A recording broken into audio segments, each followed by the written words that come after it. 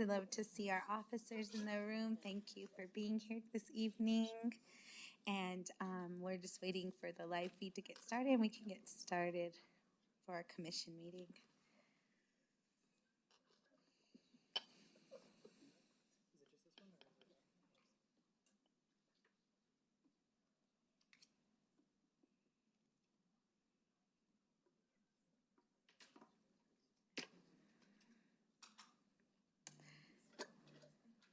Right. Welcome and thank you. Welcome to the Ken Sanchez Chambers. And for those of us online, we are having a hybrid meeting tonight. I call this August 23rd, 2022 hybrid administrative meeting of the Bernalillo County Commissioners to order. We'd start with a silent invocation, and like for all of us to do a moment of silence for our fallen heroes, our officers who were recently lost from Bernalillo County. And we'll have a moment of silence followed by the Pledge of Allegiance by County Manager Julie Morgues-Baca.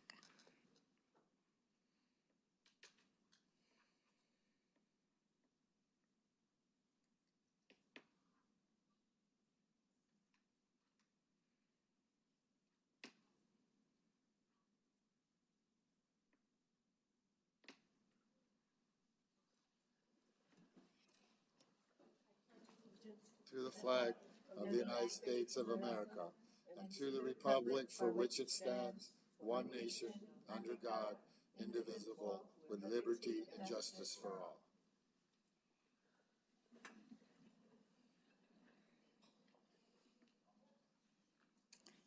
Thank you, County Manager.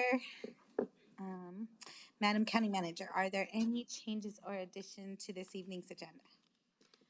Good evening, Madam Chair and Commissioners. We have no changes or additions this evening. Thank you.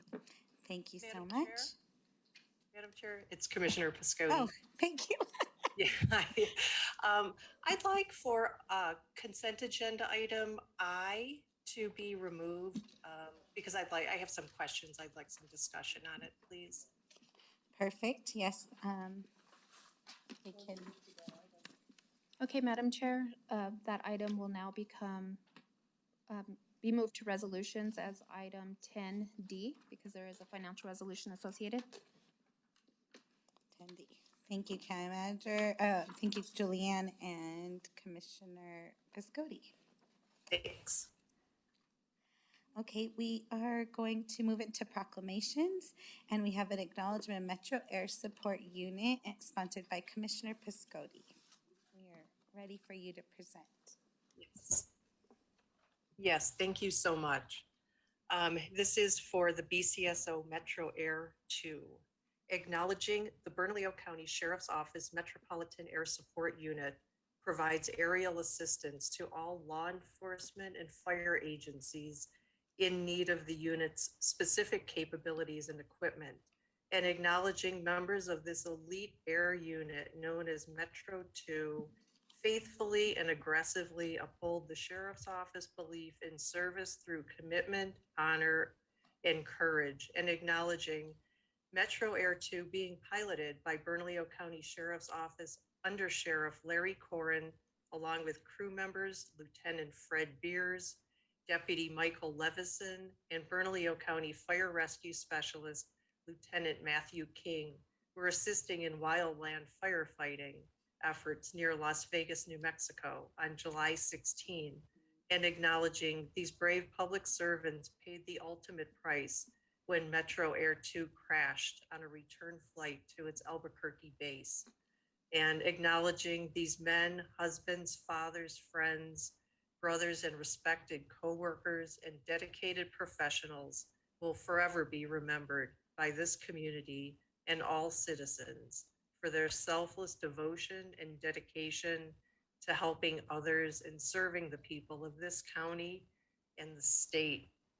Now, therefore, be it resolved that the Bernalillo County Board of Commissioners honors Under Sheriff Corrin, Lieutenant Beers, Deputy Levison, and Rescue Specialist Lieutenant King for their service and sacrifice as Metro Air 2, done this 23rd day of August 2022 in Bernalillo County, State of New Mexico, presented this day and signed by all the commissioners.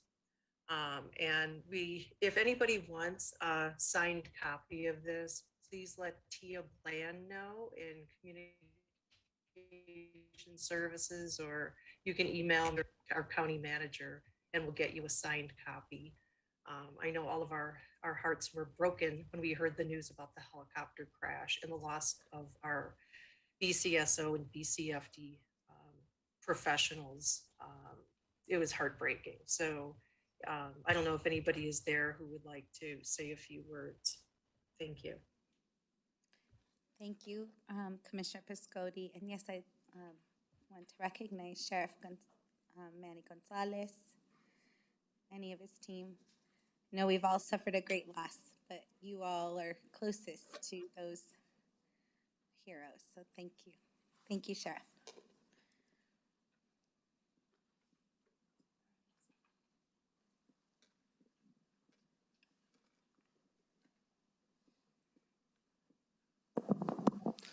Chair Barbeau, County Commission, I just wanted to have the Metro Air Unit, or I should say a fraction of them, come up. So we just pay homage to the lost members of our agency and the fire department. A lot of people don't realize the personal sacrifices they make on a daily basis, and this goes back 20 years to get the program where it was today.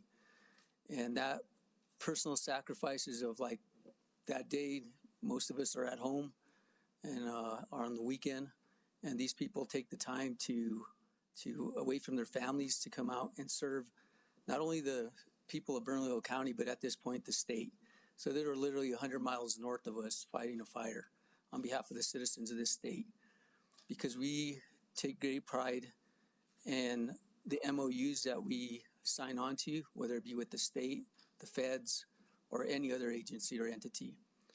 And I just wanted to make sure people realize some of the backstories that go on when these incidents happen. And a lot of those people are standing behind me of the personal sacrifices they make, to include a couple of them that were gone. And some of those members decided to take their call. So some of these people are actually suffering from survivor's guilt. And that's a heavy load to carry. And I just want to make sure that they get what they need so they can move on in their lives and make their lives a little bit better. And they will suffer from PTSD and some of the other things that go on in these incidents. I think the other thing that's very important to mention is that the personal sacrifices were heavy to carry, but we'd also like to recognize the families that their husbands made the ultimate sacrifice on behalf of the citizens of Bernalillo County and this state. I'd also like to mention that moving forward, the reason that these folks are here is because they want to see the program move on. There's a lot of questions in terms of like where the program's at, the value, and all the other things that come with having an air unit.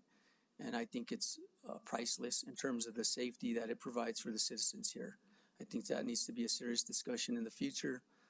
We'd like to take part in that before my term ends. And I'm sure all the people behind me would like that also. The level of collaboration, when I say that we do more with a lot less, is very true, because we took this program from literally nothing to one of the top programs, if not the top program in the country. And when I say that, probably even in the world, because that crew and the folks behind us are all deserve credit for the support they gave to have this aircraft fly on a daily basis. But they had received the Teledyne award from FLIR. It was an international award for the rescue off the tram. That was just one. Coming up here in October in Switzerland, they were going to be recognized as an international unit, as a model agency throughout the world. And this is the only program in the whole country that represents the United States. I think that these people deserve a lot of credit, but they also deserve a round of applause. So, to their credit.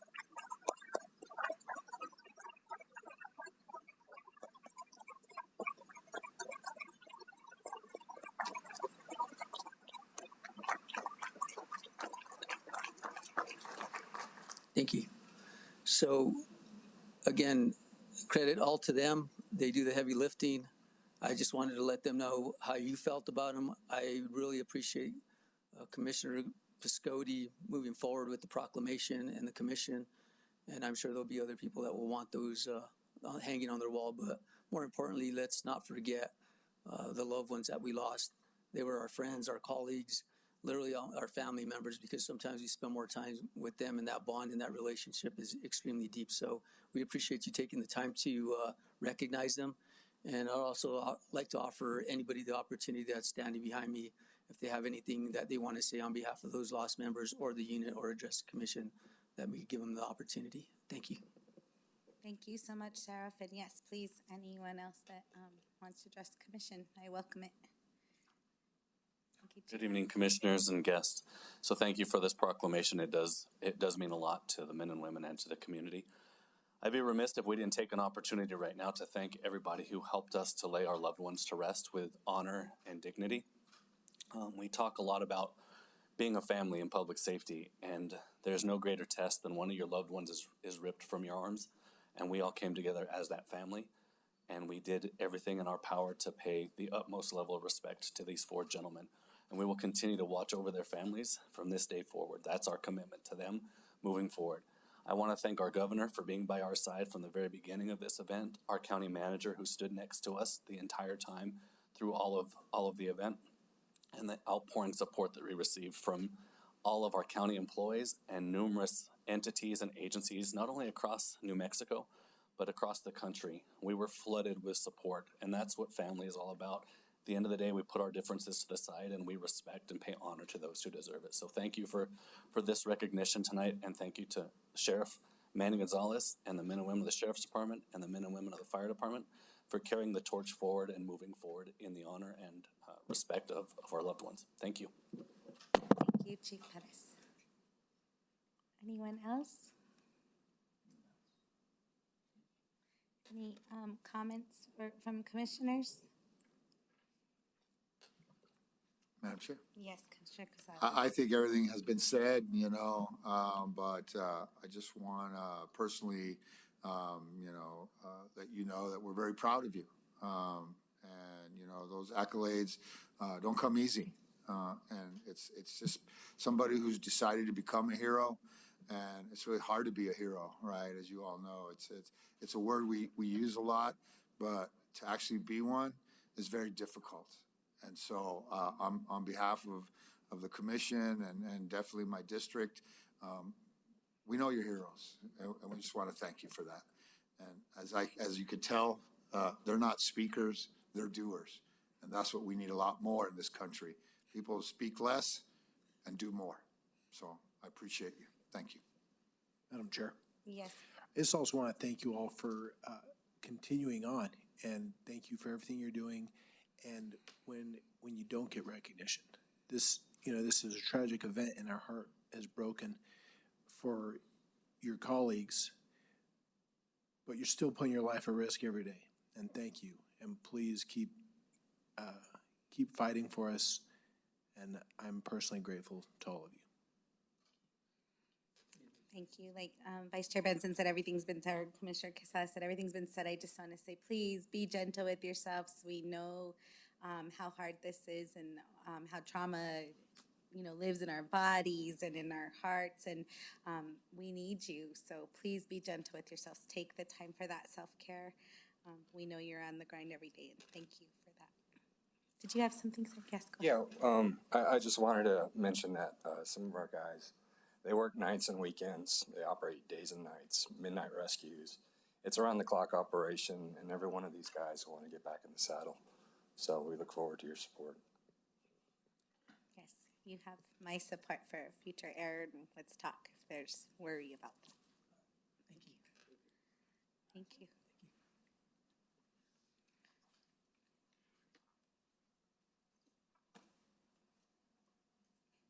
Okay, let's take a big breath.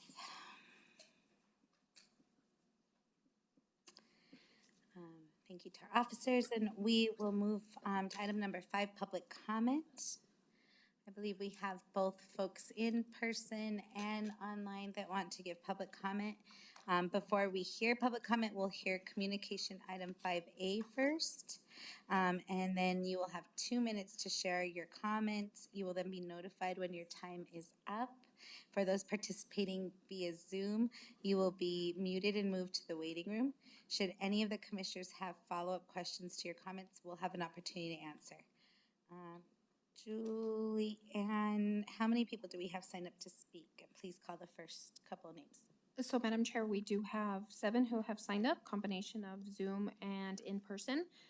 However, we do have a communications item 5A, if we wanted to hear that first. Yes, thank you. We'll move on to Communication Services, Bernalillo County Extension Services. Ms. Sarah Moran will present. Thank you. Thank you. My first time here, so thank you very much for the invitation. My name is Sara Moran, and I'm the Extension Horticulture Agent for Bernalillo County. I work with New Mexico State University, and I provide information and please. She'll need some projection. Oh, yes, please. Thank Sorry you. about that. Thank you. Okay, yes. Yeah, so again, that's what I do. I work mainly with plants, insects, and everything that is garden related. And we are here to serve the community in any aspect of beautifying our city or gardens, backyards as well. But I'm here today specifically to talk about the one of the biggest volunteer programs that we have, that is the Albuquerque Area Master Gardener Program. This is one of the largest volunteer programs, actually, for us. It's about 300 plus volunteer members. And I think 2 years ago, we celebrated our 40th anniversary. So it's been around a long time. And we are very proud of this program. And I'm also here to talk on behalf of Nisa Patterson, who is the Special Project Coordinator, and she mainly works with school gardens as well. So first, regarding the Albuquerque Area Extension Master Gardener Program, we are a community volunteers. They are training all aspects of horticulture, turf grass, insects, trees, pruning trees, fruit trees, anything related on that. And they provide also some volunteer, some community service as well. During the training, they go through a 16-week training, receiving classes in the different aspects of horticulture, and they also do 40 hours of volunteer service as well. We also have veterans volunteers that has been with the program for a while. We just recognized one of them last month. She is actually the first person that graduated in this program back in 1980, 1981. So we have very long members in this organization. We recognize 5, 10, 15, 20, 25, 40 years of service as well. As a veteran, you do 10 hours of continued education because we hope that you will continue to know more about plants, and they also do some 40 hours of volunteer service as well. So last year, our volunteers did about 10,000 hours of volunteer time. That's what they donated to our community, and the value was around $200,000. We also have different community gardens or demonstration gardens. One of them produce about 2,000 pounds, a little over 2,000 pounds of products, and that was donated to our food banks, our local food banks as well. And as you can see, that will produce, those 2,000 pounds will produce about 6,000 servings of fruit and vegetables per person per day, and with a value of about $17,000. We also answered several different questions related on gardening, a little over 1,000 questions, including the hotline. You can call us and they can help you. Walk-ins, even social media, which is a big thing right now. And we also do site visits as well. And this is from March through October.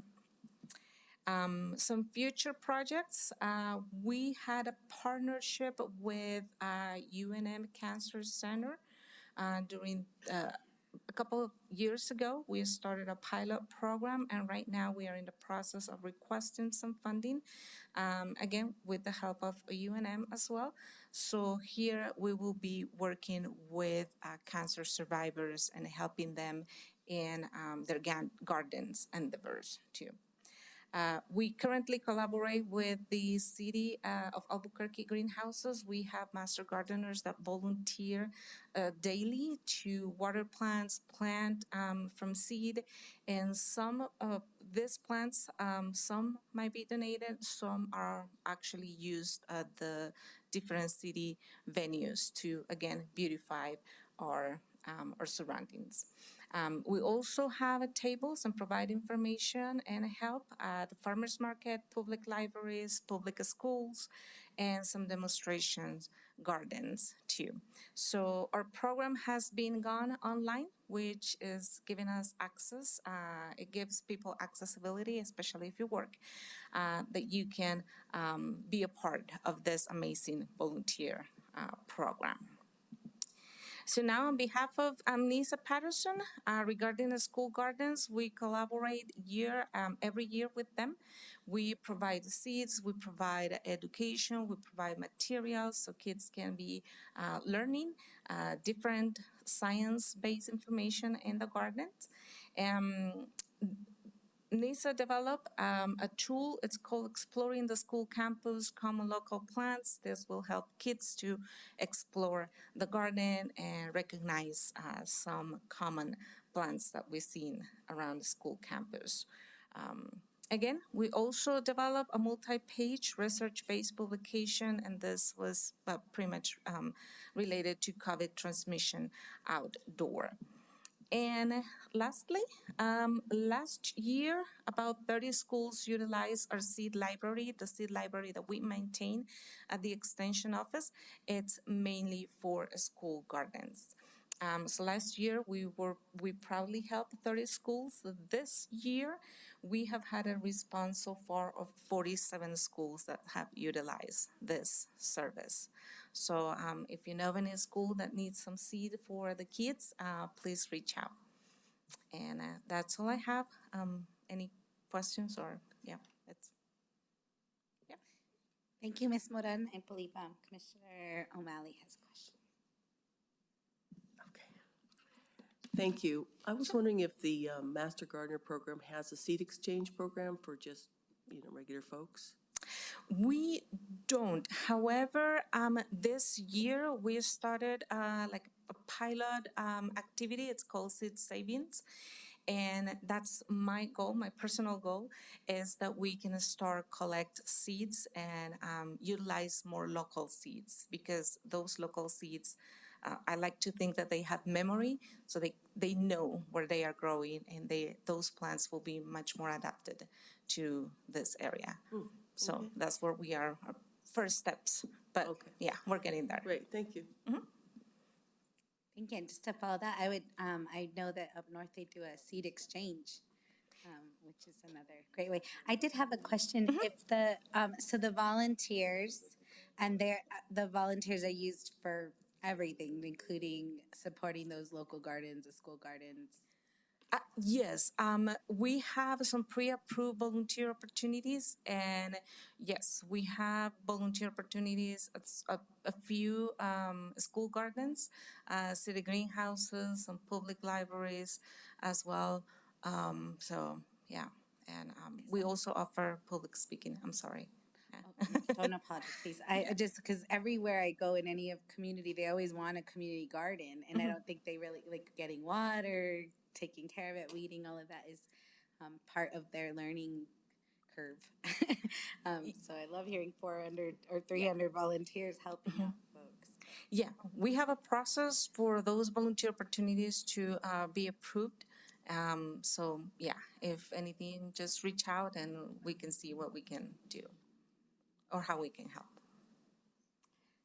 Thank you so much, Ms. Moran. Any other comments? Thank you so much for the Thank you. update and presentation. Thank Great to hear. I'll move us on to item 6A. Well, first public comment. Right? Yeah. Thank you. Yes, Julie Ann. Can you Okay. please call the first few names? So we will start with in person. When I state your name, if you can come down to the podium before you state your comments, if you can state your name for the record. Mr. Don Schrader, Susie Gao, Lisa Chapman.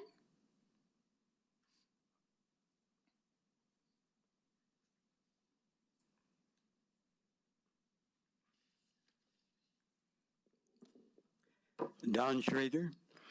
People spend about $1 billion, that is $1,000 million on booze every year in New Mexico. Enough booze to fill 72 Olympic-sized swimming pools. Sadly, New Mexico has the highest rate of all 50 states of people killed by booze from drunk driving and chronic disease. Booze has devastated the lives and killed many of my dear friends. A worldwide study in 195 nations released the results in 2018. There is no safe level of drinking booze. Booze lowers the sex hormone testosterone. Why would sex-loving persons drink booze? Many lean, attractive bodies will not stay lean and attractive if they keep on boozing and eating crap. Booze causes awful family fights, ruined romances, horrible holiday memories. I do not want to make it easier for me to say or do things I later terribly regret. Imagine if all the $1 billion New Mexico spends every year on booze instead helped hungry, homeless persons worldwide. I urge all community leaders, musicians, athletes to pledge publicly to drink no booze. Musicians, stop singing words glamorizing booze. Our example can influence those who know us. I have drunk no booze for many years. Susie Gao, Lisa Chapman.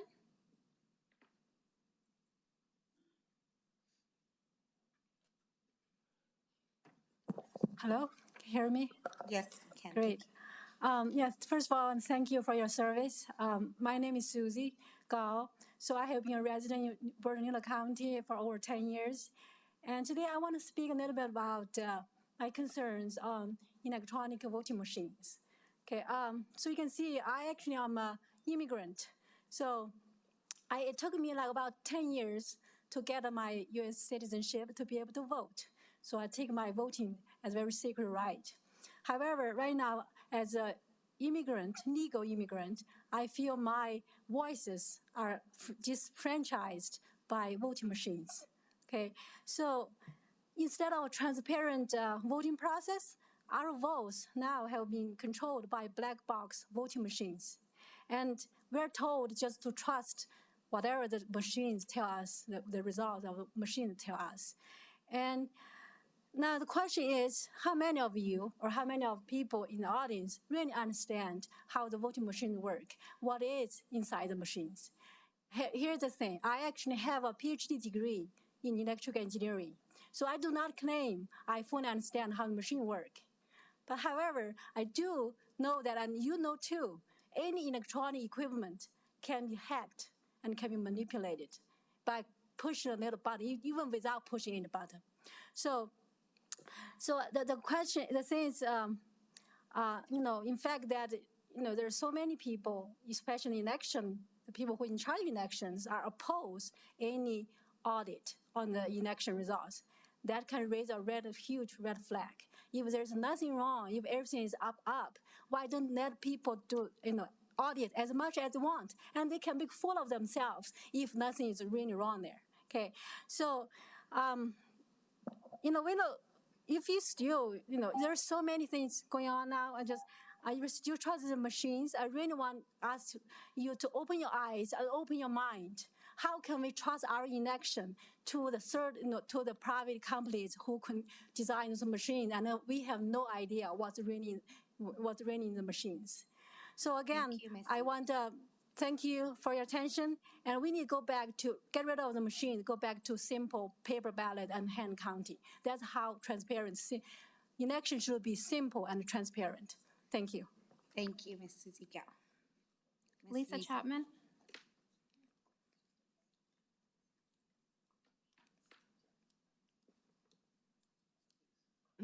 It's Lisa Chapman. Good evening, Madam Chairman and Commissioners. I am a lifelong resident of Bernalillo County. I would like to speak on the valid growing concerns regarding our elections, specifically our required voter identification.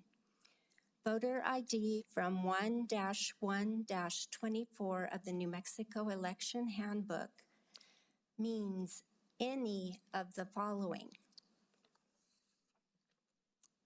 a valid photo identification, and that's with or without an address. And then if there is an address, it's not required to match the voter's registration.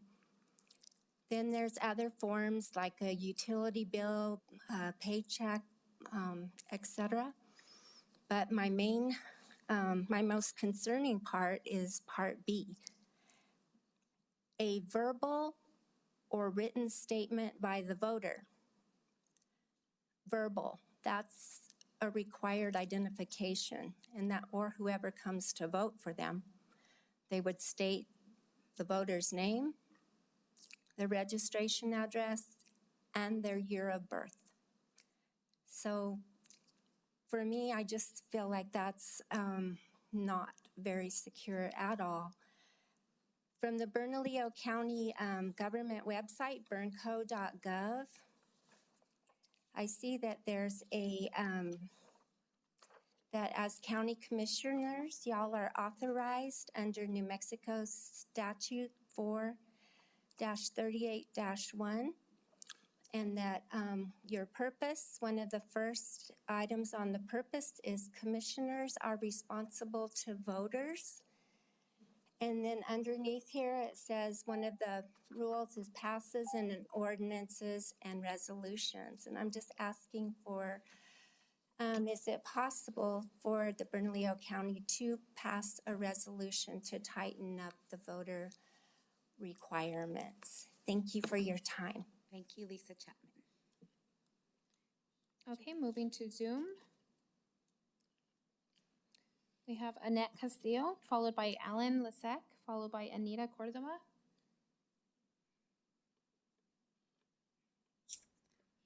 Hello, Commission. Can you hear me? Yes, Annette Castillo, thank you. Thank you for having me. So I do want to point out the national survey of 1,000 U.S. citizens, and they are likely voters, that was conducted by July 5th, 2022. It was by the Rasmussen Reports, which is a reliable and bipartisan reporting company that goes throughout the United States. So they asked a few questions, and this is really my question to you after I can get through some of these questions that they asked.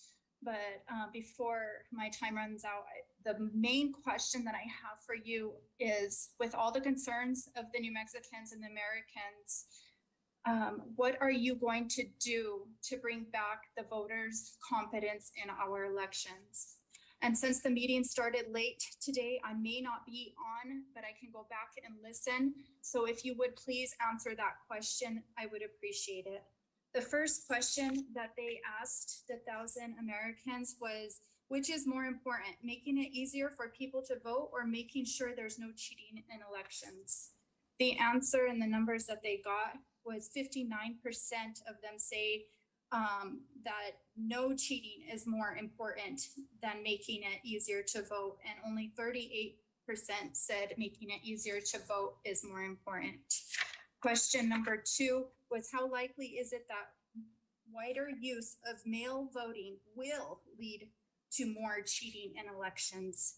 Their answer was 58% think that is somewhat likely that the wider use of mail-in voting, which we used in the 2020 election, will lead to more cheating in the elections, including 39% who say it's very likely, and 36% don't believe mail-in voting is likely to lead in more elections. Was that my time? I can't really hear. Yes, Ms. Anicacio, that's your time. Okay. Thank you.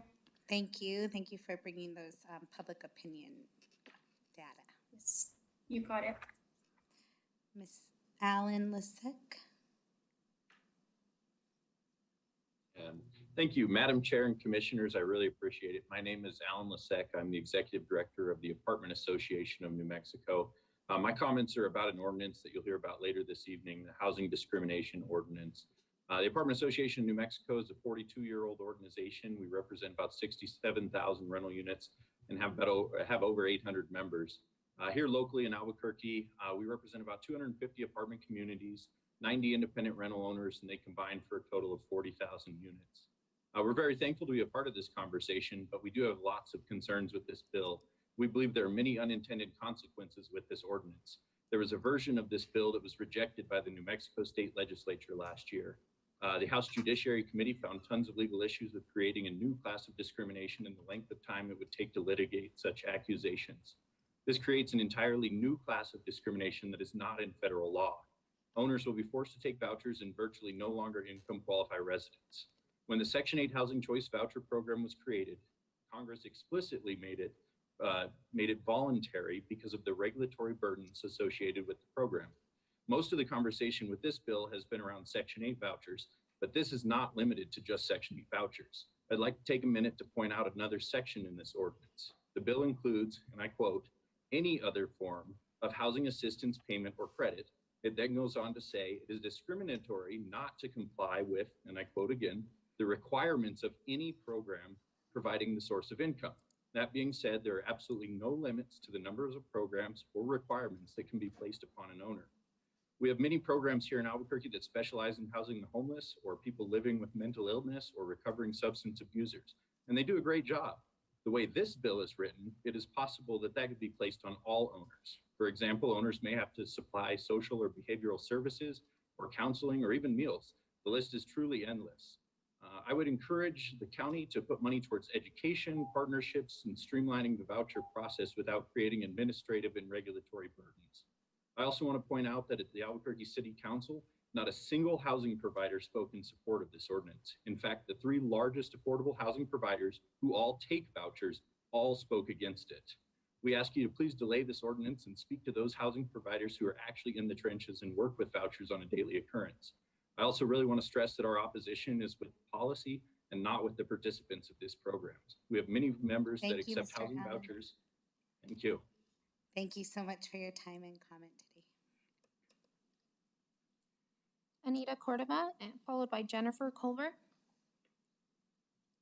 Good evening, Madam Chair and Commissioners. I'm here to speak about the anti-source of discrimination chapter in an ordinance you're presenting this evening. Everyone in Bernalillo County deserves safe and stable housing. Federal rental assistance sharply reduces homelessness and other hardships and lifts 3 million people out of poverty across the United States. It also can substantially increase adult health and children's chances for long-term success. New Mexico was experiencing a housing crisis before the pandemic, and COVID has only exacerbated these issues, increasing the need for rental assistance and housing vouchers, while there continues to be a decreasing number of landlords that accept them. New Mexico failed to pass state legislation on source of income discrimination this year. A Bernalillo County commitment to source of income protections against this unlawful discriminatory practice and making it a violation of this ordinance could make federal funds more effective, ensuring vouchers are not denied and all funds are utilized to end people's homelessness here in Bernalillo County. Additionally, this effort, coupled with the City of Albuquerque's Human Rights Ordinance inclusion of source of income discrimination, could leverage and support momentum to push New Mexico to become one more of the 19 states with such protections, further safeguarding federal and other resources to secure stable housing situations for people across New Mexico. Thank you. Thank you so much, Anita Cordova. Jennifer Culver. Hello, good evening. My name's Jennifer Culver. I am a resident of Bernalillo County, and I'm here to ask for your help. By law, our county clerk is required to maintain and preserve all records pertaining to the 2020 general election for 22 months after the election. This obligation expires September 3rd, 11 days from now. This means that records can be destroyed on that date. It does not mean that they must be destroyed on that date. In light of new revelation released just last weekend, I and many other citizens have formally requested via IPRAS that the cast vote records and the paper ballots from the 2020 election be preserved for an additional 12 months. These requests were sent to Nathan Jaramillo and Linda Stover with copy to our Sheriff Manny Gonzalez. The cast vote records and paper ballots are critical evidence in ongoing and future investigations with the goal of proving or disproving to your voting constituents that our elections are producing honest results.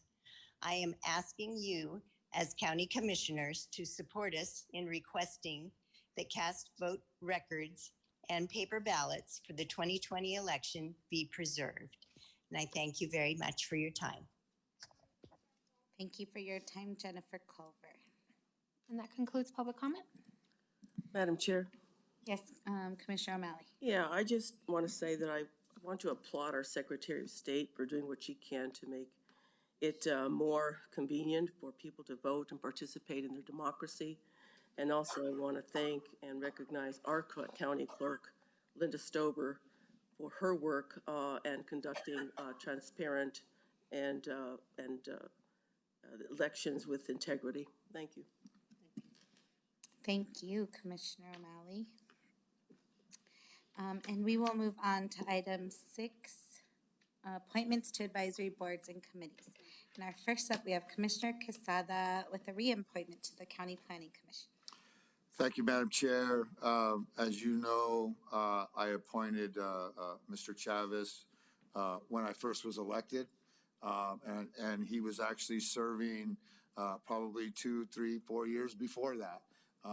He's from the South Valley. He understands a lot of the issues that we have. And he's also understands the need of the community when it comes to, proper development, proper creation, and opportunities for people from the South Valley and to my district.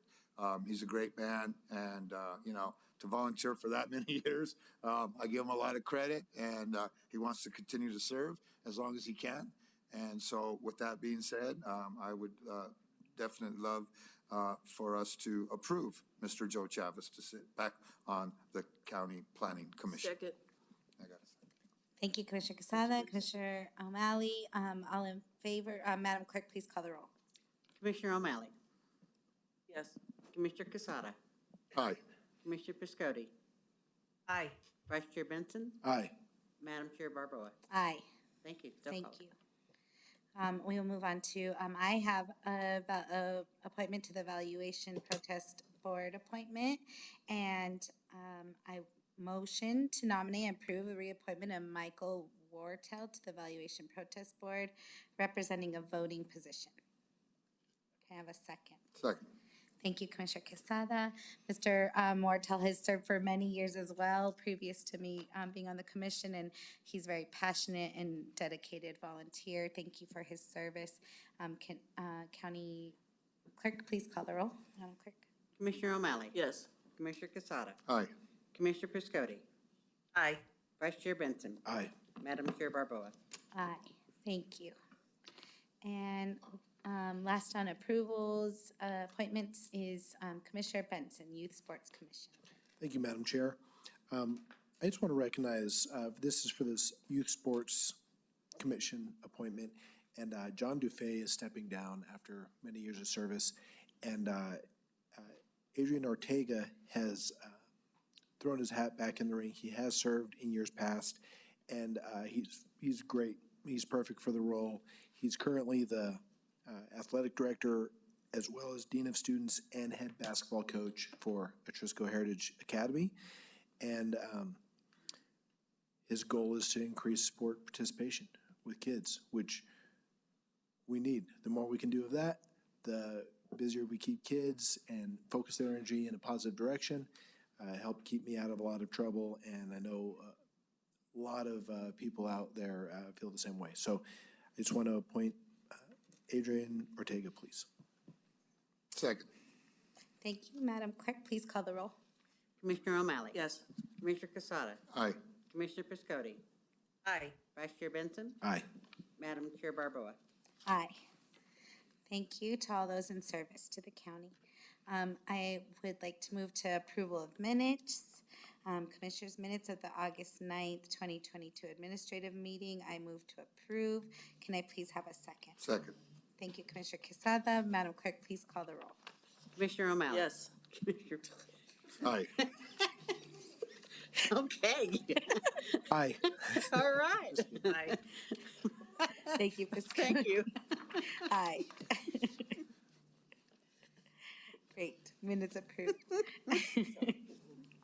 Item number 8, Madam Clerk, please provide resolution numbers for items 8B, E, and I, and ordinance numbers for items 8F and G. Yes, ma'am. 8B2 is FR 2022-91. E is FR 2022-92. F is Ordinance 2022-15. G is Ordinance 2022-16. And I3 is FR 2022-93. Thank you, Madam Clerk. Madam Chair, And- just for point of order and clarification, because item I was removed, 7I, that will have to be renumbered after resolution, so we can come back to it. Thank you for that catch, Julianne. Okay, we will move on to item, so this is the approval of the consent agenda, and we have removed item 8I. Thank you for that catch. I move to approve the consent agenda. Do I have a second? Second. Thank you, Commissioner Quesada. Madam Clerk, please call the vote. Commissioner O'Malley. Yes. Commissioner Casada. Aye. Commissioner Piscotti. Aye. Vice Chair Benson. Aye. Madam Chair Barboa. Aye.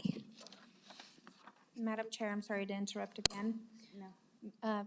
Madam Clerk, your first number issued was 91? Yes, ma'am. Okay, 91 was issued at the zoning meeting on the 16th, so we need to start with 92. Oh, good catch, Julie. Thank you. So, Thank you, Julianne. 8B, Catch, Julianne. yeah, will be 92. 8E will be 93. And that's it. Then we move on. That's it. Great, thank you. Thank you. I wasn't here for that. Thank you. Thank you. And if I am, so do we pull this off the consent agenda, item 10? Oh, it'll be 10B. Never mind, thank you. Great, so moving on to items 9, adoption ordinance amendment to county code. And this is a piece I am sponsoring, housing discrimination ordinance. Folks should have received this in their packet. I'm excited to present this opportunity for this ordinance will give county renters the same protections currently provided to city renters. It will prevent discrimination against tenants who rely on non-traditional sources of income, including housing assistance, alimony, retired income such as pensions or annuities, child support, Social Security, any other regular lawful form of income. And it will make it so that landlords and their employees from refusing to rent for those with these non-traditional sources of income using and distributing materials such as ads or application forms expressing the discrimination, and imposing additional requirements on prospective tenants with non-traditional income that are imposed on other tenants. And calculating minimum income requirements would be screened out with those non-traditional source of incomes and a few other things. So again, this is introduction of this. We will have 30 days for public comment and discussion before we come to a vote. But I currently move to introduce and approve the publication, the Housing Discrimination Ordinance prohibiting housing discrimination based on the source of income. Can I please have a second? Second. Thank you, Commissioner Benson. Madam Clerk, please call the roll. Commissioner Madam O'Malley. Chair, actually, can I have a Yes. follow-up question? Sorry, yes, comment and discussion. Thank you. So I did want to second this because any discrimination, I want to make sure that it's not happening adversely against in any kind of unfair way. But I didn't know if you could address any of the concerns from the public comment. And I know this is just for publication, so we can discuss this in more detail later, and if you'd prefer to do that, that's fine. Just thought I'd bring it up. Yes, thank you. And I think that's what this is all about, right? Us to be able to have these discussions. And actually, we do have our county attorney, Mara DeMule, who helped to develop this ordinance in the audience, and also our county attorney, Ken Martinez. So I don't know if there was, I know you were sort of asking me a direct question and I didn't quite catch it. Which comment? The main comment was the opposition by landlords for over regulatory burden. I think that was kind of the gist of the gentleman's comment. I believe his name was Alan Lasek. Lasek, yes. Thank you. Yes, County Attorney Martinez. Thank you, Madam Chair, and thank you, Commissioner Benson. That's a great question. It is for publication, and we were more than happy to meet with Mr. Lisette and the Apartment Owners Association. They may have some concerns that we can definitely look at if it means tightening the legislation. And I'm interested in following his follow-up on the House Judiciary Committee process, because I think there's questions raised there too. And as we do know, this was adopted by the city of Albuquerque. So happy to meet with them. We'll reach out to Mr. Lisette and the Apartment Owners Association with your permission, Madam Chair. Yes, I'd love to, and I'd love to be in that meeting and even maybe include Commissioner Benson, just so we could be fully.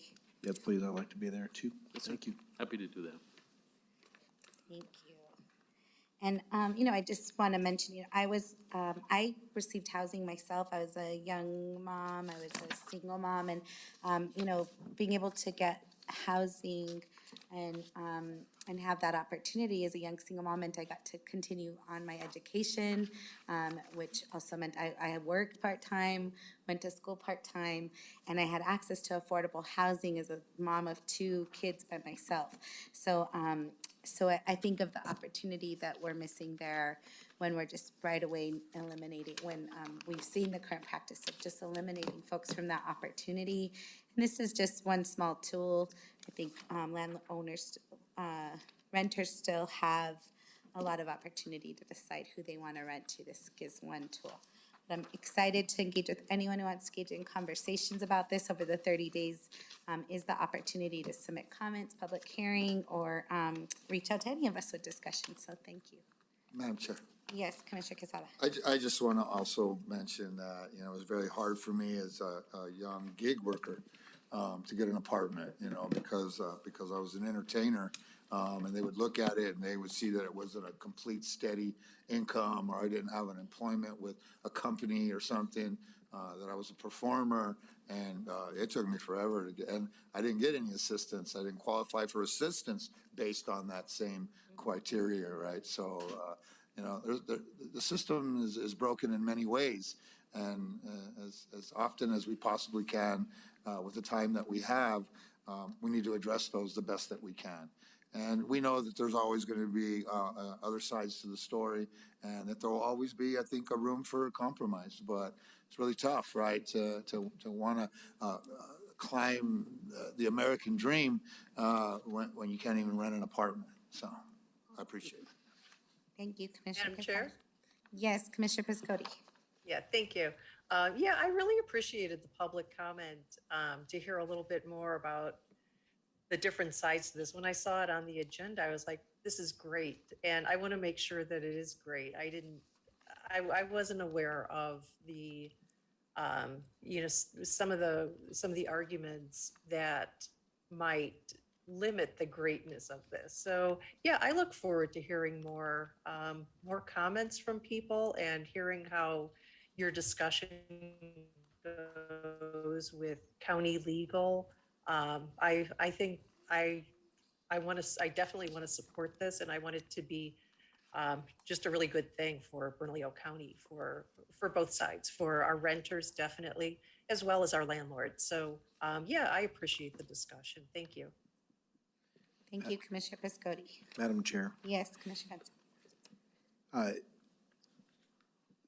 I think the comments are well said, and I just want to say that for the record, I want to make sure that there is no unfair or unjust discrimination, but at the same time, I also do want to make sure we're not penalizing landowners or landlords. So individuals who need help that qualify for it, sometimes that's what you need. You just need a helping hand. So definitely in favor of that, especially in terms of trying to help combat the homeless epidemic right now. That being said, the unintended consequences are I just want to be cautious of those. So any kind of penalty that we'd be transferring to landlords, I want to make sure we avoid that. Thank you. Thank you, Commissioner Benson. Any further discussion? Thank you, Madam Clerk. Please call the roll. Commissioner O'Malley. Yes. Commissioner Casada. Aye. Commissioner Piscotti. Hi. Vice Chair Benson. Aye. Madam Chair Barboa. Aye. Thank you. Approved for introduction. And we will move on to item number Commissioner's Waterway Safety Ordinance. Commissioner Quesada. Thank you, Madam Chair. As you all know, I submitted this for discussion and for us to move it forward. It is something that the city of Albuquerque has done.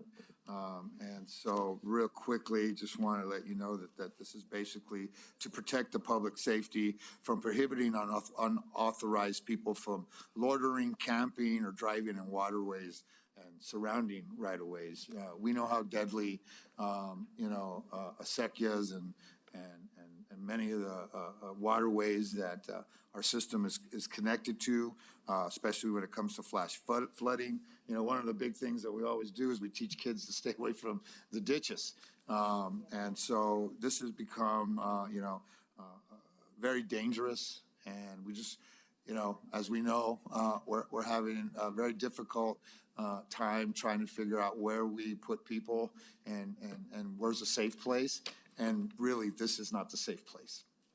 And so this is basically trying to do same thing as the city, so then they don't just leave off the city and go into the county and try to set up camps and kids playing. And it's bigger than just our homeless population. I have a lot of big issues with, ATVs and different things. And so, as you know, I spent my first 6 years gating acequias and gating, and those that we used to use as thoroughfares, and making sure that people who lived on those were safe and that people weren't using them for criminal activity.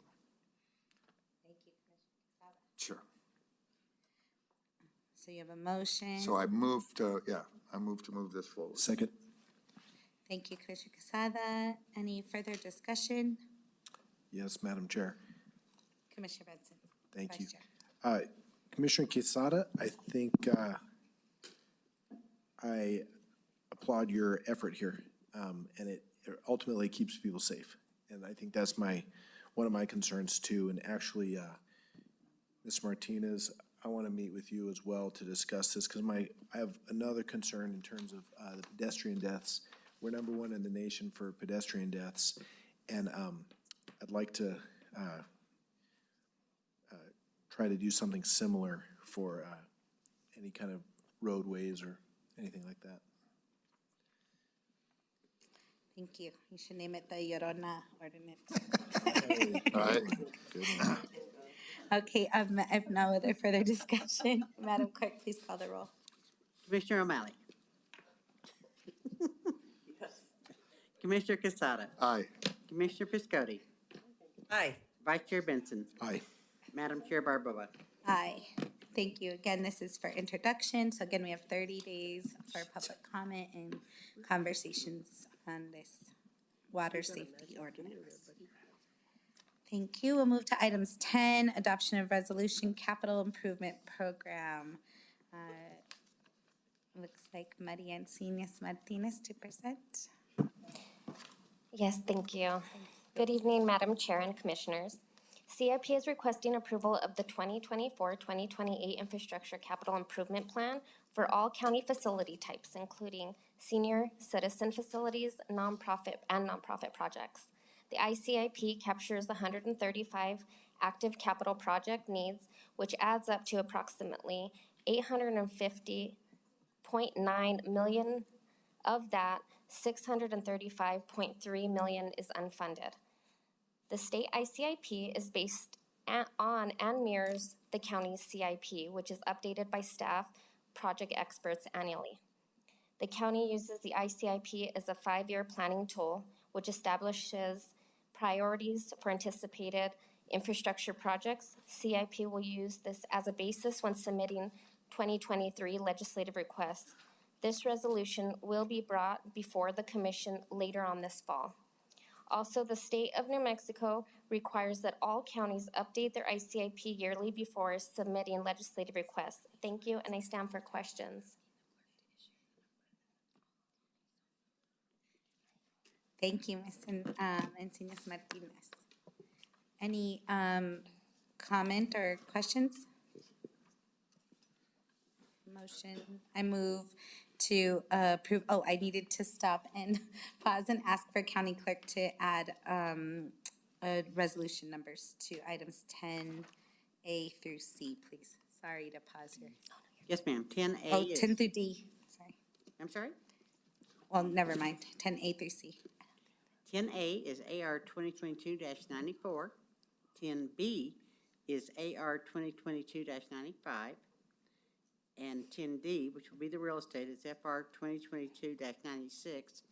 And Madam Chair, I need to go back for our ordinances. It's been brought to my attention that the numbers I gave out were used in the zoning meeting that I was absent from. So we need to correct those in the consent area.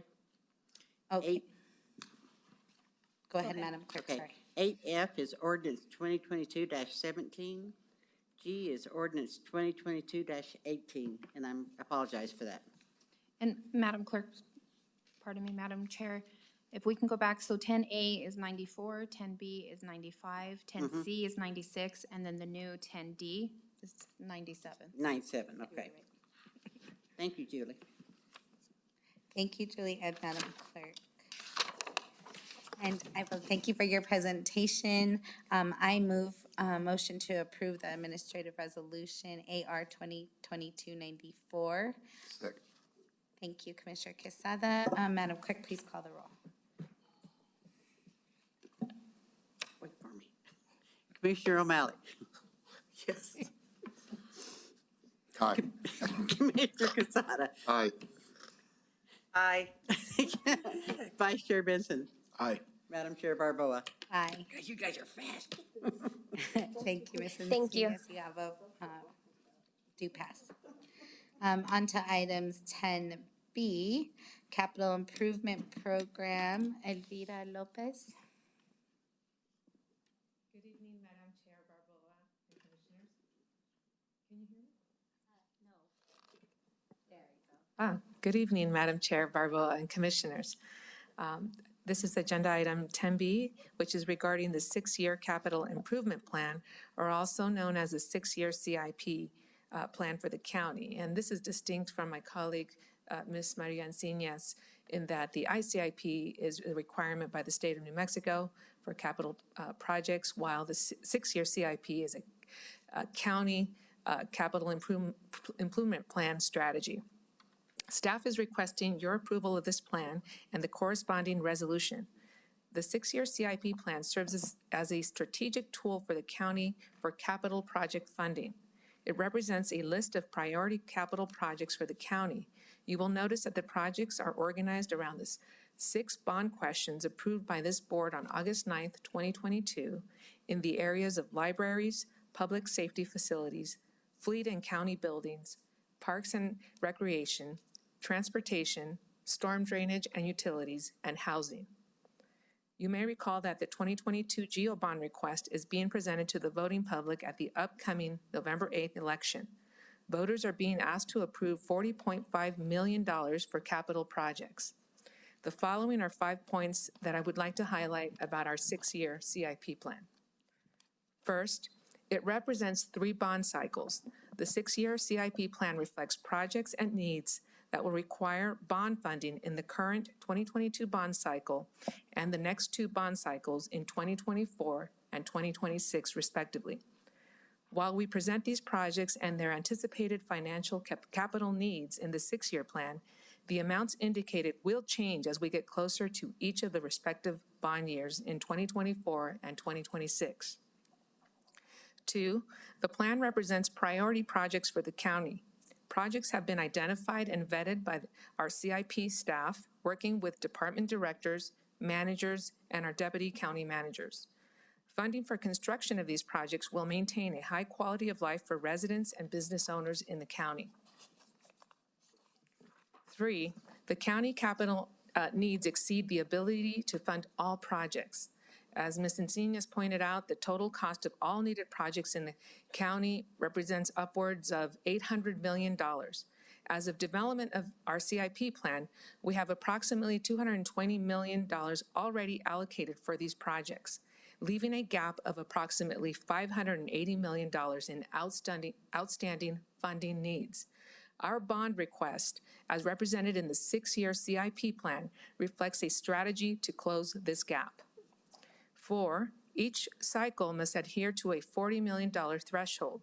In the subsequent years, that is in 2024 and 2026 bond cycles, we anticipate requesting a similar amount as we are in this current cycle, $40 million, and working with our finance department, we know that in order to prevent an increase in taxes for Bernalillo County property owners, we must stick to this $40 million threshold. And lastly, the last point I would like to make is that the CIP plan does consider public input and is designed to serve the public need. Creation of the 6-year CIP plan was developed by a strategic, transparent, and accessible process. The public is being informed about the 6-year CIP plan and the 2022 GEO bond package on our county CIP website and through efforts by our communications team on the internet leading up to the November 8th election. And this concludes my presentation, and I stand for questions. Thank you, Ms. Elvira Lopez. I do have a question just from what you had mentioned, the 40 million threshold. Can you explain that to me? Certainly, Chairman, Madam Chair Barboa. The 40 million is the total amount that we are asking for, the current 40.5 million to be exact, in this 2022 GEO bond cycle that will be presented to our electorate on November 8th. And this amount is what we also anticipate asking for in the 2024 and 2026 GEO bond cycles as we approach those years. Thank you. I thought it was a threshold to legislative. That makes more sense. Thank you. I move to motion to approve Administrative Resolution AR 2022-95. Can I have a second? Thank you. Madam Clerk, please call the roll. Commissioner O'Malley. Yes. Commissioner Casada. Aye. Commissioner Piscotti. Aye. Vice Chair Benson. Aye. Madam Chair Barboa. Aye. Thank you, Commissioners. Thank you. Moving on to item 10C, Economic Development, Marcos Gonzalez to present. Madam Chair and members of the Commission, The Economic Development staff recommends authorizing the Bernalillo County Commission to approve a notice of intent to adopt an ordinance to amend ordinance number 2021-7 for the American Gypsum Company LLC by amending and reissuing the Bernalillo County, New Mexico taxable industrial bonds for American Gypsum Company LLC Project Series 2021 to increase the maximum principal amount of the bonds to an amount not to exceed $45 million. I'll stand for any questions. Madam Chair? Yes, Commissioner O'Malley. Yes, I just wanted to be clear that this is an industrial revenue bond. I believe that, what is it, they're 43%, I guess, is, okay, explain the Madam personal. Chair personal, and yeah. Commissioner O'Malley, so we're doing the increase just due to the cost of inflation and the new cost of equipment to do the project has escalated to $45 million, but all the terms will remain the same. So, which is 43% exemption on the personal property. So this is an equipment IRB, and will be for a term of 10 years as well. Okay, and so just so folks know, if the IRBs are, that responsibility for paying them back is the borrower. Correct. It's not we're not on the hook for any IRBs. And also there is no abatement for property tax. Madam Chair and Commissioner O'Malley, correct. We're not exempting any of the real property. They'll still be paying real property taxes. Okay. Thank you, Madam Chair. I move approval. Second. Any discussion? Thank you. County Clerk, please call the roll. Commissioner O'Malley. Yes. Commissioner Casada. Aye. Commissioner Piscotti. Aye. Vice Chair Benson. Aye. Madam Chair Barboa. Aye. So called. Thank you, Director Gonzalez. Now we'll move to item 10D, real estate acquisition, and AR 2022-97. Yes, ma'am. And I believe it looks like Deputy County Manager Lisa Civio will be presenting. Hello. Good afternoon, Madam Chair, members of the Commission. This item before you is the acquisition of two parcels, 101 Texas Street and 8322 Zuni Road Southeast. The motion is to authorize the county manager to execute a purchase agreement in the amount of $575,000 for the two parcels of land, and also to authorize the county manager to execute subsequent agreements related to the closing and of the properties. And thirdly, approve financial resolution budgeting $575,000 from the fund balance for the purchase of the acquisition.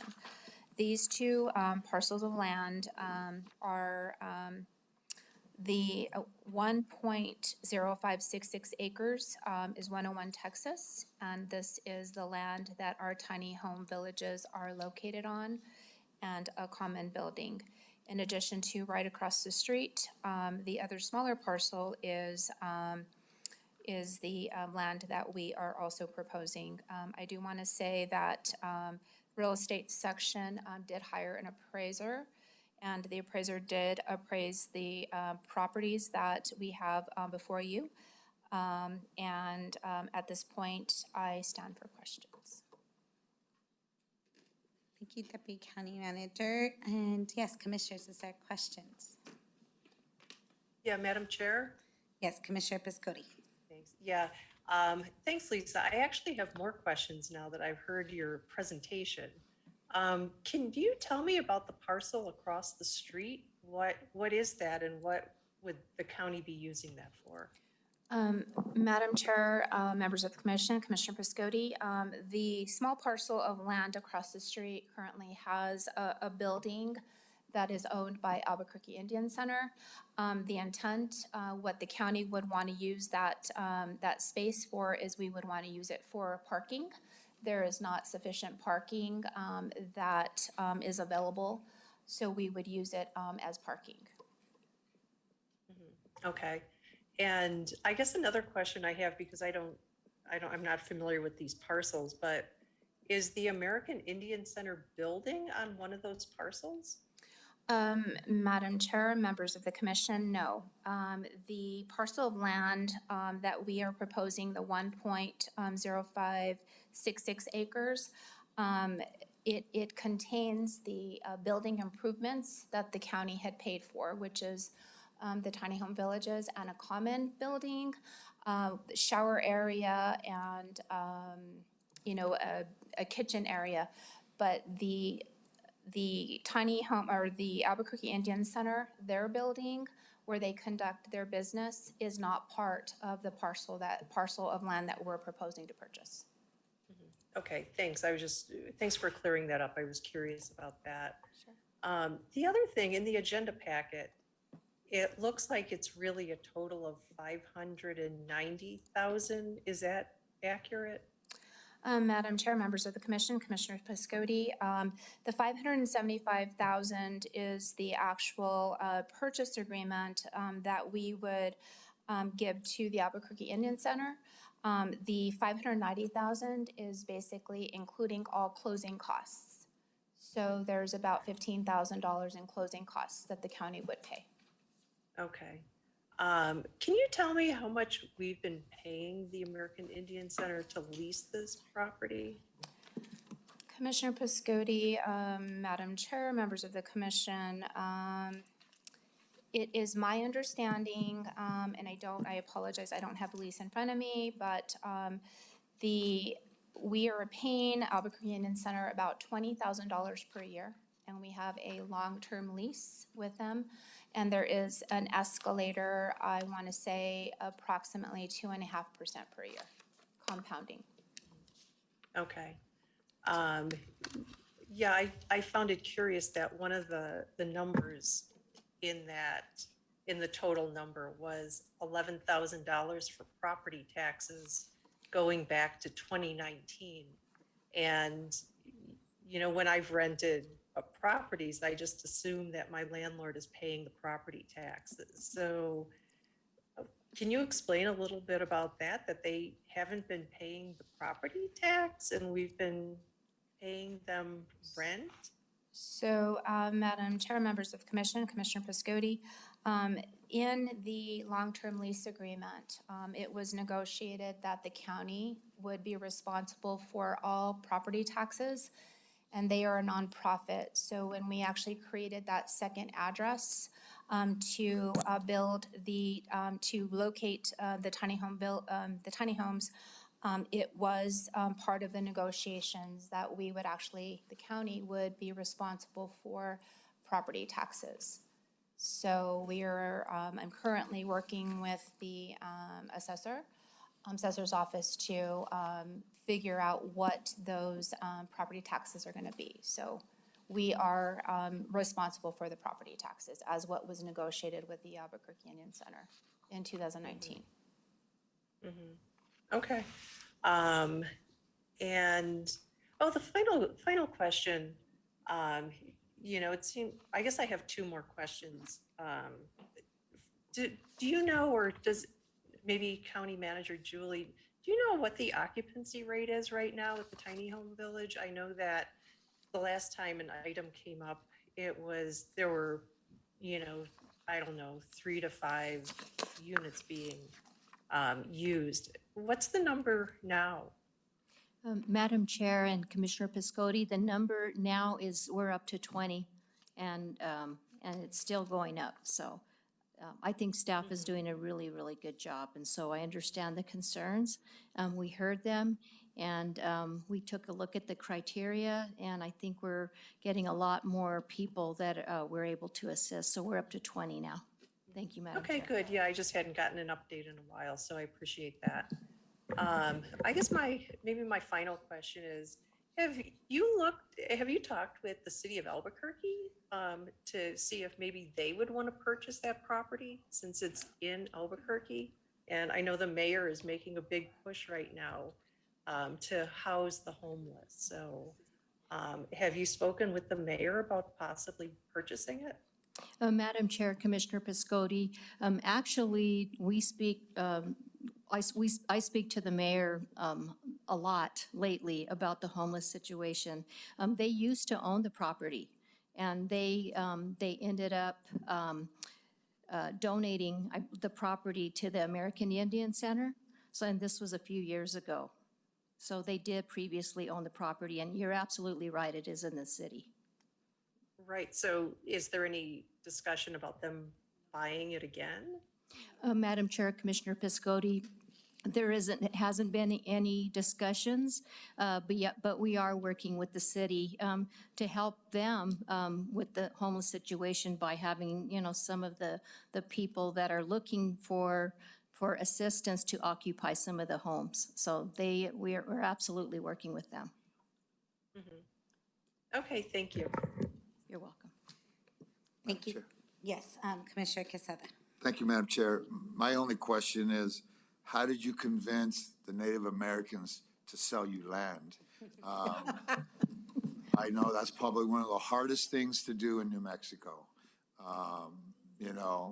Land is precious to them, and they don't got as much as they're supposed to have.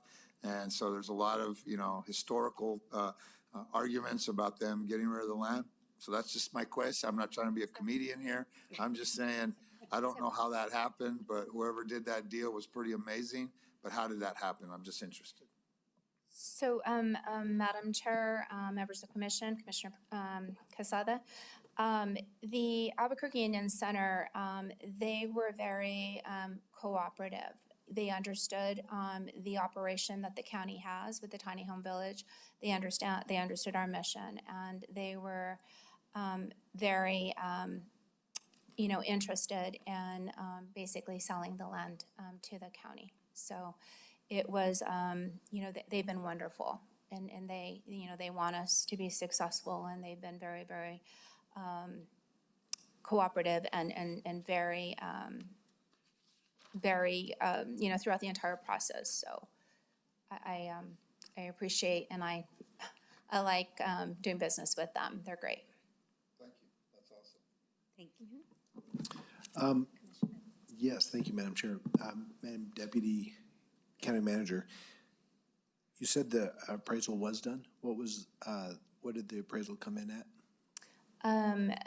Madam Chair, members of the Commission, Commissioner Benson.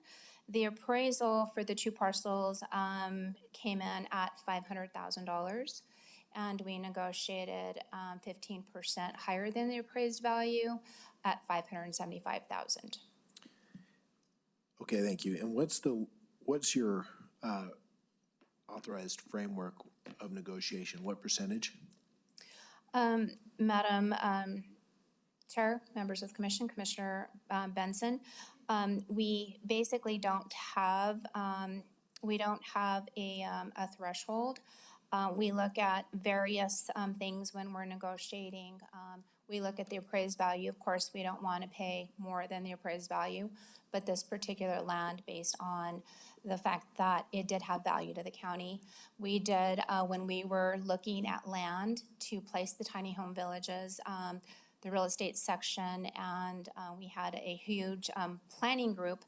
We looked at 30 different parcels all over the city that met certain criteria. So there was a lot of, and it's very close to the CARES facility and other facilities to support the initiative. So it was of value to the county. So there's not a particular threshold, but we considered the value and where the location was in offering 15% over the appraised value.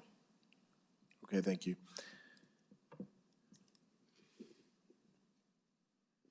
Thank you. Madam Chair?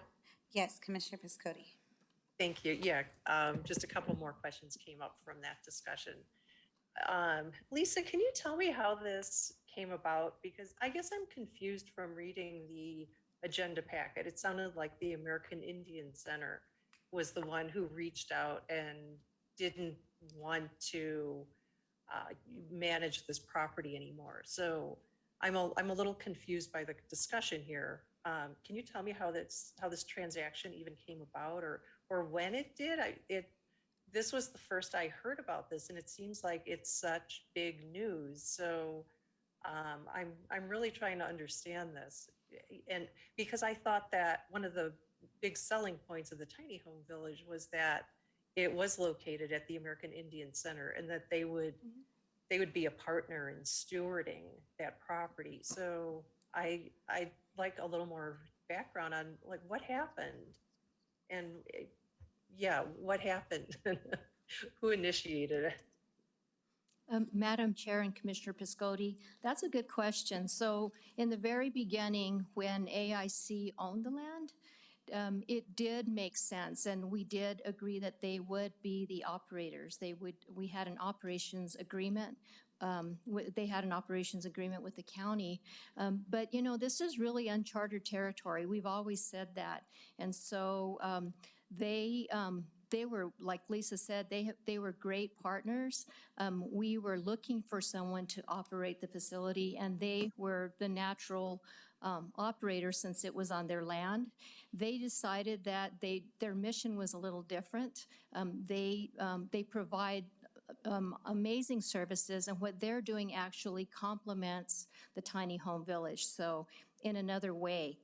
And so it was kind of a mutual understanding that it was just a good idea for the county to take over the operations. And so they're still neighbors. We still have a great relationship with them, and I anticipate working probably in another capacity, but they just won't be the operators. Thank you, Madam Chair. Thank you, County Manager. I just wanted to add to that too, Commissioner Piscotti, maybe to answer a little bit in addition, right, is that, yeah, this is in my district. I'm thankful for that. And, you know, the negotiations with, they've been a part of it. I also, because I wanted to make sure I was doing my due diligence, I reached out to American Indian Opportunity Center and Native American Voters Alliance, and to make sure, and like, so this is in alignment with the ways that folks are considering property, and it wasn't a misuse on American Indian Center. And so I just wanted to add those pieces.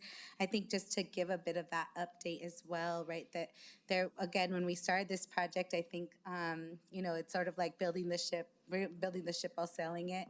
And as you all know, there's been multiple times that we've had to come and reconsider. I'm thankful that right now we have a full staff that includes case managers, includes folks to help support the logistics and grounds and maintenance. We have moved on to 20, but only because we've been trying to phase in the numbers so we don't, you know, add 40 new people in one day, but phasing them in every month a few, and hope to be at capacity, especially now as we enter into the colder months. So I just wanted to give that continued update as well.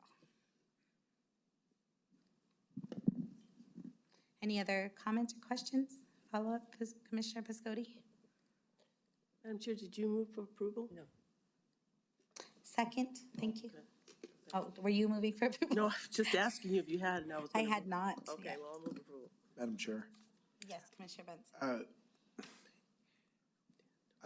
I've been a little concerned about the tiny home village since I was elected, or before actually, but I am glad to hear that we're halfway to full occupancy. If we're gonna do something, we need to do it right and serve our community as we've stated, and do well by our taxpayers. I think this is a good learning opportunity too. I think there's a lot of things that have gone wrong that were unanticipated. I think things like this are easier said than done, and but you know, I'm hopeful that we'll get there. One of the things I see about this is that I would recommend not doing this again, is to build and own permanent properties and put them on land that somebody else owns if we're going to be managing them. I think that's a good lesson that we've learned, which is why I think this is a smart purchase for the county, because then it's easier to control. And if we decided to throw our hands up and say, you know what, let's sell this property to somebody else who can run it, we would have more ability to do that, more authority. Meanwhile, if we are running it well and it's being operated well, it makes sense that if we can control the land as well and not have to rely on a different landowner that may have a different vision or purpose. It makes sense for us to put it in-house, so. Yeah, I'm in favor of it. Thank you, Commissioner. Vice Chair Benson. We have a motion on the floor. I second it. Without further discussion, Madam Clerk, please call the roll. Commissioner O'Malley. Yes.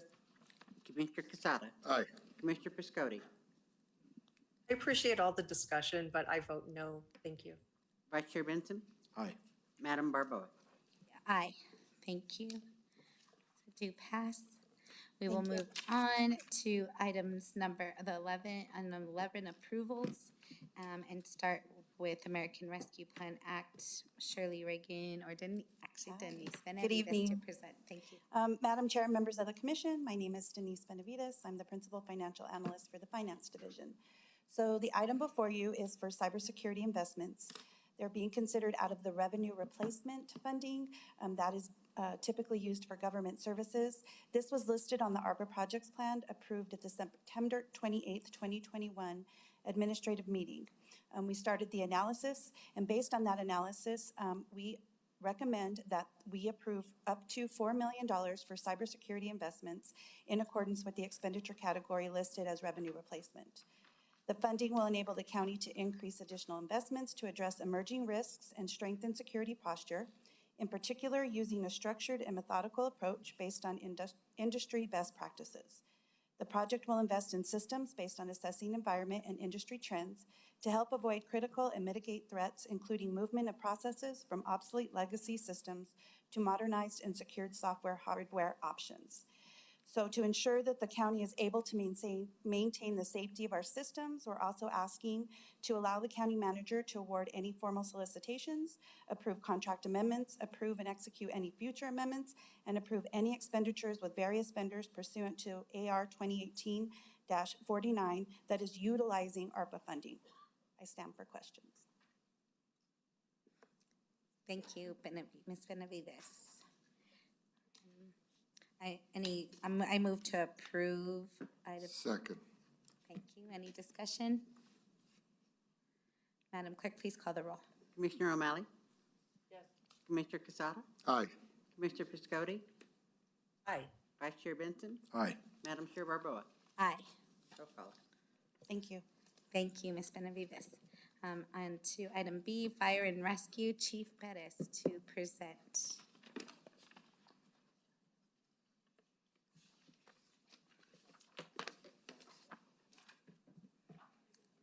Good evening again, Madam Chair and Commissioners. So before you is a 5-year strategic plan for fire and rescue. This is in line with our recent desire to go through an accreditation with CPSE, which is the Center for Excellence in Public Safety. We've gone forward with that step, and this is one of the first phases in that process. What you have before you is basically 5-year goal setting. There's 6 main targets that you'll find inside of that strategic plan, which the fire department hopes to be able to achieve in the next 5 years, one being recruitment and retention, another being community harm, risk reduction, and a number of other items that you'll find inside there. So with your approval, this will help us to stay in line with the accreditation process that we are hoping to be one of only about 100 in the country that have this accreditation. So we're about 18 months away from our accreditation hearing, and this is one of those steps in the direction for accreditation. So I stand for any questions. Madam Chair, I move approval. Second? Madam Chair? Yes, Commissioner Piscotti. Yeah, I just have a question, Chief Perez. How long has this process been going? So Madam Chair, Commissioner Piscotti, we've been about 1.5 years in the process. It seems like it's longer than that. It seems like you've been working on this forever. So. It's about 1.5 years, fully dedicated, all hands on, but we had some preliminary work being done as far as training and such ahead of that. But full on, it was about 1.5 years. Okay, good job. I read through the report in the agenda packet, and I was like, wow, there's some really good detail in here. So yeah, I just wanted to applaud you and the team on really good work. Thanks. Thank you. Thank you. Thank you, Commissioner Piscotti. Madam Clerk, please call the roll. Commissioner O'Malley. Yes. Commissioner Piscotti. Aye. Commissioner Casada. Aye. Vice Chair Benson. Aye. Madam Chair Barboa. Aye. Thank you. You have it to pass. Thank you for your time this evening. Announcement, the next commission meeting is Tuesday, September 13th, 2022. Zoning meeting at 3 p.m. here in Ken Sanchez Chambers. Also, the next Tuesday, September 13th, 2022, administrative meeting starting at 5 p.m. also here in Ken Sanchez Chambers and hybrid. Thank you. And if there's no other business, this meeting is adjourned.